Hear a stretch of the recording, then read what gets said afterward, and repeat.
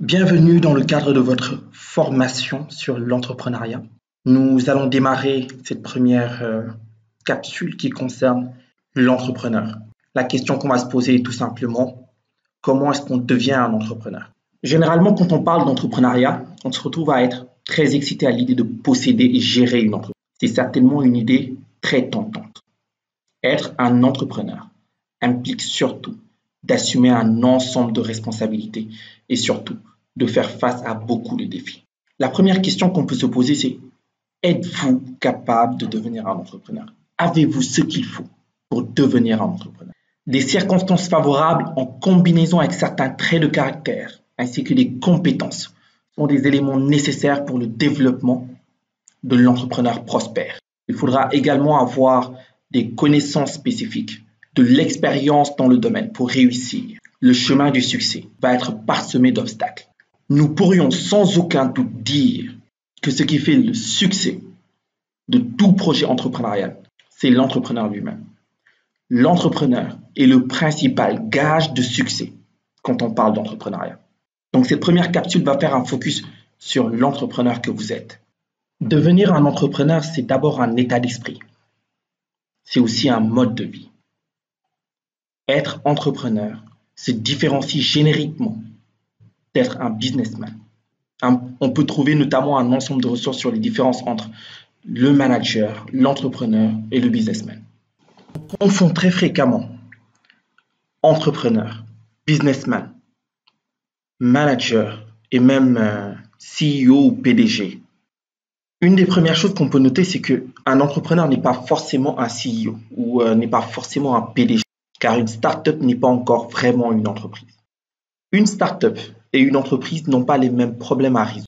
Il ne s'agit pas de la même structure, de la même logique organisationnelle. Être PDG, c'est être un salarié. Lorsque Tim Cook a rejoint Apple, il n'est pas le fondateur, mais il en est devenu le décideur. On a quelquefois tendance à croire que l'entrepreneur est une personne puissante, mais ce n'est pas nécessairement le cas. Fondamentalement, les compétences qui feront de vous un bon entrepreneur ne sont pas celles qui vont faire de vous un bon PDG ou un bon dirigeant d'entreprise. De plus, beaucoup d'entrepreneurs transmettent la direction de leur entreprise à un vrai PDG, à un vrai dirigeant d'entreprise, une fois qu'ils ont construit l'entreprise. On peut prendre l'exemple de Virgin avec Richard Branson. Un entrepreneur, ce n'est pas non plus un manager, dans le sens où un manager opère à un niveau qui n'est pas forcément pertinent pour une start-up. On gère des ressources et généralement dans une start-up, les ressources font défaut. Le management en tant qu'institution a été créé pour répondre aux problèmes qu'une entreprise peut rencontrer lorsqu'elle est beaucoup trop grande pour permettre aux gens de communiquer efficacement sans médiateur. Un entrepreneur, ce n'est pas aussi forcément un businessman, un homme d'affaires. C'est une nuance qui peut être difficile à poser, mais tous les businessmen ne sont pas des entrepreneurs. L'approche du businessman est généralement celle d'utiliser son capital comme levier pour établir des rapports de force favorables. Un homme d'affaires va généralement chercher à entrer dans une entreprise préexistante et l'aider à se développer ou à se construire avec un modèle déjà connu et compris. Donc, faire du business et entreprendre sont deux notions qui peuvent être différenciées. Si je veux me lancer dans la vente de Café Touba, le modèle économique n'est pas à réinventer. Il me faut préparer mon Café Touba et arpenter les rues de Dakar pour vendre mon Café Touba. Dans ce cas, je ne suis pas vraiment un entrepreneur, mais je me lance dans un business et je peux croître dans ce business. Il n'y a pas d'entrepreneuriat sans problème de modèle économique. La mission de l'entrepreneur est de créer un modèle économique ou même plusieurs modèles économiques qui puissent être évolutifs, reproductibles et rentables. Un entrepreneur va essayer de créer une entreprise qui déclenche un certain montant de coûts. Cependant, dans le cadre de cette formation, nous n'allons pas nous appesantir sur cette distinction. Nous allons essayer de surfer sur cette nuance pour donner le maximum d'éléments au maximum de personnes.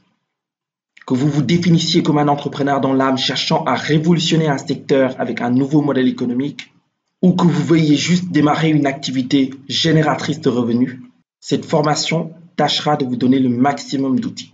Par modèle économique, on entend la façon dont on gagne de l'argent. Pour faire très simple. Cependant, c'est une notion sur laquelle on reviendra le long de cette formation. Un ensemble de plusieurs aptitudes et compétences vont être demandées pour être un entrepreneur. Il faut de la motivation et de la passion. Il faut du travail, une certaine expertise. Il faut de la créativité. Il faut des relations. Il faut savoir se surpasser. La finalité de cette capsule de formation va être de vous permettre d'analyser votre personnalité. Il va être très important pour déterminer si vous êtes un entrepreneur et quel type d'entrepreneur vous êtes, d'analyser vos priorités, de vous poser les bonnes questions afin de savoir ce que vous voulez faire de votre vie personnelle et professionnelle.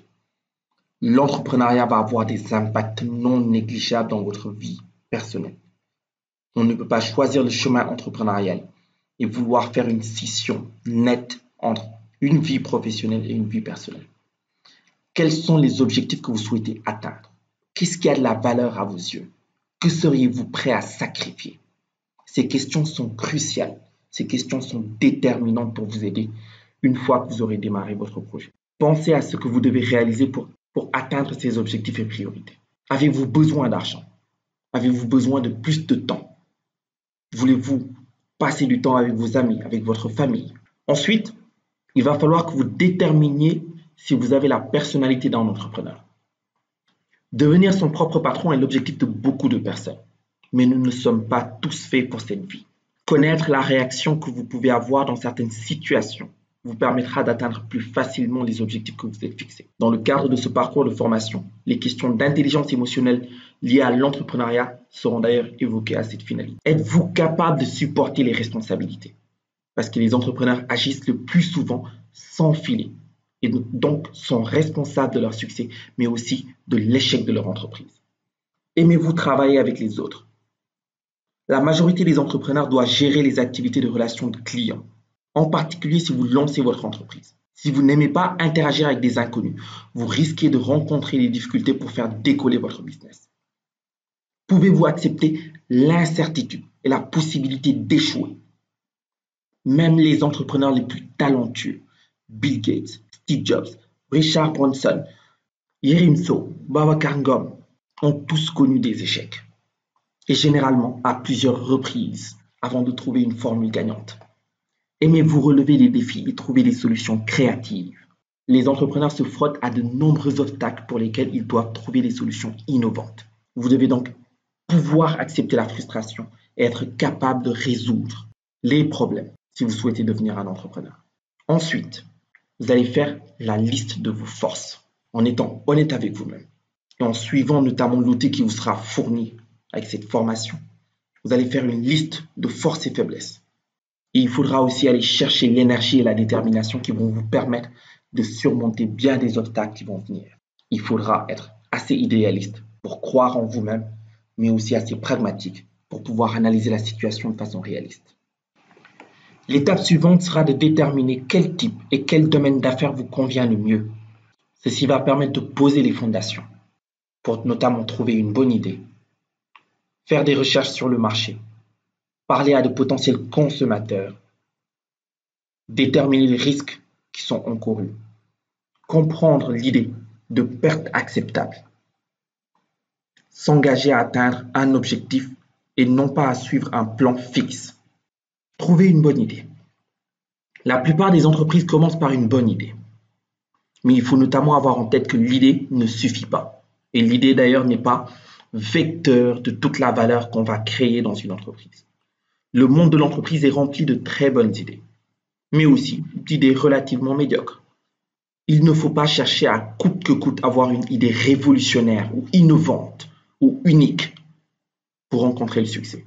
Les chances sont augmentées lorsque l'on fait quelque chose qui nous passionne, quelque chose qu'on connaît, qu'on maîtrise, un secteur qui nous est familier. Si vous ne parvenez pas à trouver une bonne idée, vous pouvez faire notamment une liste de choses que vous connaissez de votre marché et de compétences que vous avez pour aller chercher notamment votre idée. Il faudra faire des recherches sur le marché. Essayez d'en savoir le maximum possible. Parler à de potentiels clients. Très important de pouvoir aller chercher ces feedbacks clients, même quelquefois avant d'avoir démarré. Déterminer les risques que l'on court. L'entrepreneuriat est un jeu lucratif qui peut générer beaucoup d'argent, mais qui est dangereux. Le risque est souvent plus grand que la récompense, et surtout au début. Il faut donc bien évaluer et bien déterminer la somme énergie et temps que l'on est prêt à investir et qu'on est même prêt à perdre. Et ces aspects vont être très importants. Déterminer notamment combien de temps on est prêt à sacrifier, combien de temps on est prêt à perdre va être très très important. Parce que le succès n'est pas garanti. Et c'est ce qui fait qu'il faut notamment pouvoir comprendre l'idée de perte acceptable. Selon le magazine Forbes, la perte acceptable est l'idée selon laquelle vous devez commencer par déterminer les risques possibles de votre entreprise, puis de n'investir que ce que vous pouvez vous permettre de perdre si vous ne rencontrez pas le succès escompté. Cela limitera les pots cassés si votre entreprise ne parvient pas à dégager de profit. Et enfin, très important, s'engager à atteindre un objectif, être focus sur un objectif et non pas à suivre un plan défini. La chose la plus importante que vous devez maîtriser en tant qu'entrepreneur, c'est la flexibilité. Ne jamais poser un plan figé. Et c'est d'ailleurs l'une des raisons pour lesquelles, dans le cadre de cette formation, on ne parlera pas du business plan comme étant une finalité. Le business plan n'est qu'un outil. Le business plan ne prédit pas l'avenir. Vous ne pourrez pas contrôler tous les aspects de votre activité. Vous devez donc savoir vous adapter pour survivre. Ce sera tout pour cette première capsule. Devenir un entrepreneur. Vous allez avoir accès à un ensemble d'outils pour vous aider à répondre à ces questions. Et je vous donne rendez-vous à une prochaine capsule sur le marché.